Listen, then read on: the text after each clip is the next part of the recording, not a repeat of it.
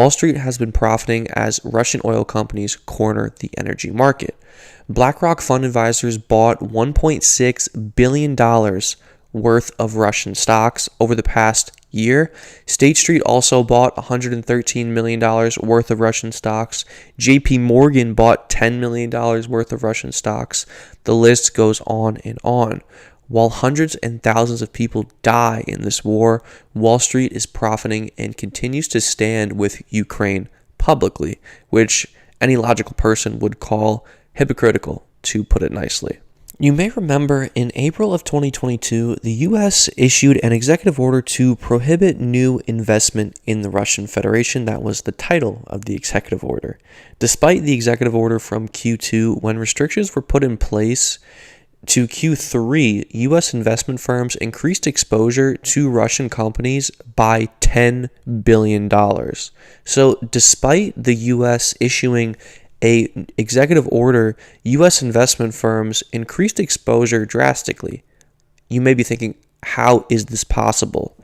This buying is actually permitted according to the executive order. As the executive order states, if Russian investment within a particular fund isn't the majority of the fund's holdings, then the investment isn't considered a new investment.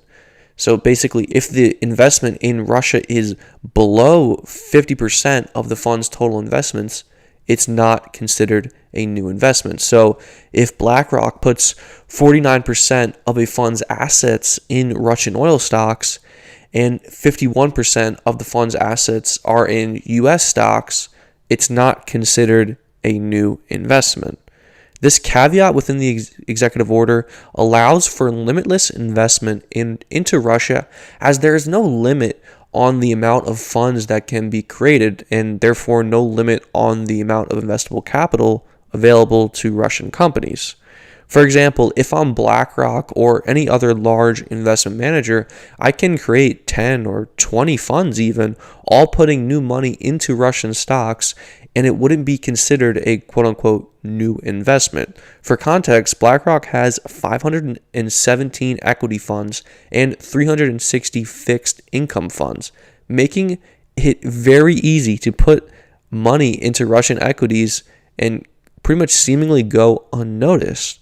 This buying is taking place as in Q4 of 2022, 7 investment firms bought shares of Russian oil companies. That was U.S. investment firms. They bought Loophole, Gazprom, and others, which is in stark contrast to how Russian investment firms have treated U.S. companies post-war. So in Q4, Russian firms sold out entirely of their U.S. stocks, which was worth about $170 million, according to public 13F disclosures. I had wrote a report laying all this out in Q1 based on Q4 13F disclosures.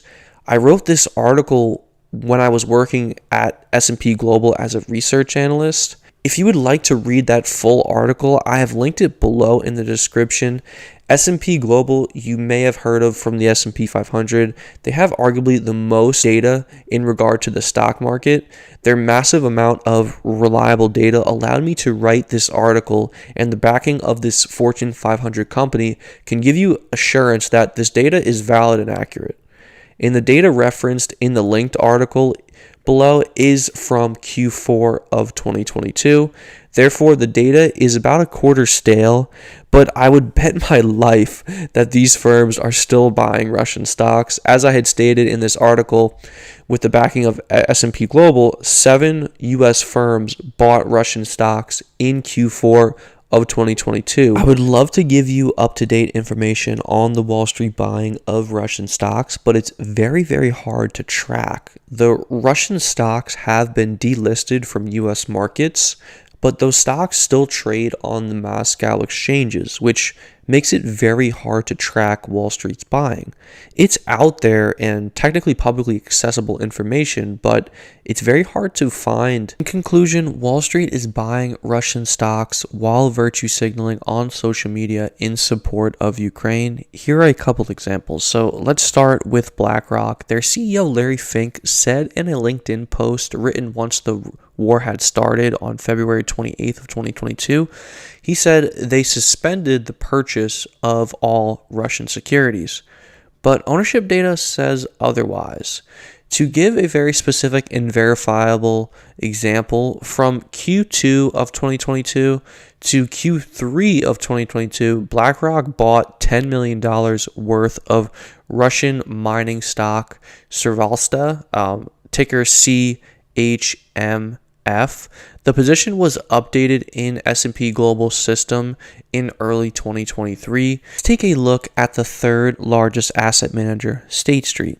Unlike BlackRock CEO Larry Fink, State Street CEO Ronald O'Hanley made no promises or comments on the company's investments in Russia, but he did state he was watching the events unfold with quote-unquote great horror and disbelief.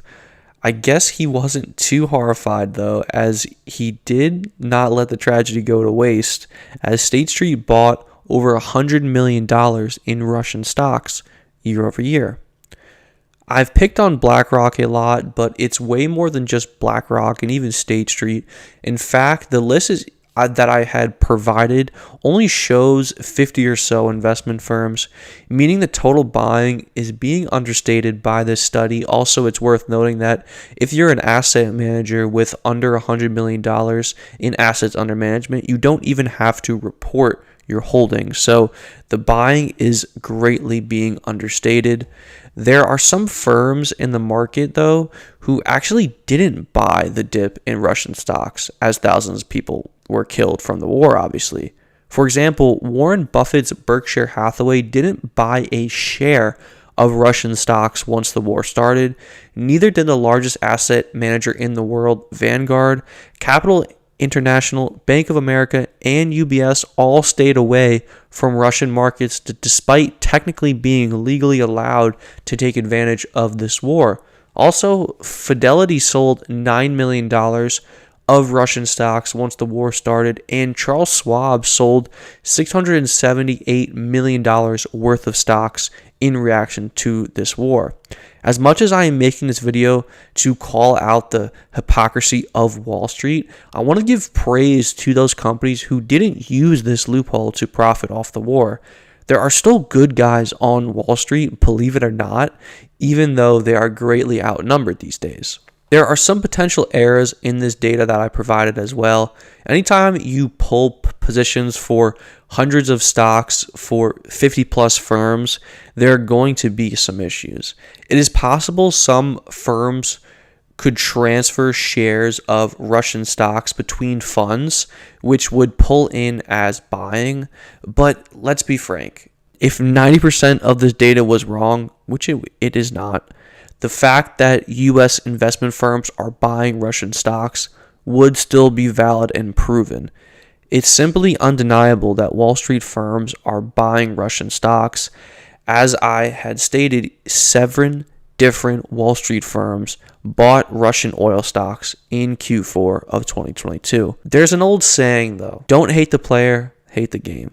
Wall Street firms buying Russian oil stocks is wrong on all levels, but at the end of the day, it's legal. The true responsibility is with the U.S. government, as they issued an executive order with a loophole that allowed for limitless investment in Russian stocks. This is obviously a very crazy story, and there isn't a single YouTuber, there isn't a single financial publication that is talking about this. So please, if you can, share this with your friends, your family. Let's get this out there so people are aware of this unfortunate reality. With that being said, if you enjoyed this video, please leave a like and subscribe, and I'll see you here next time.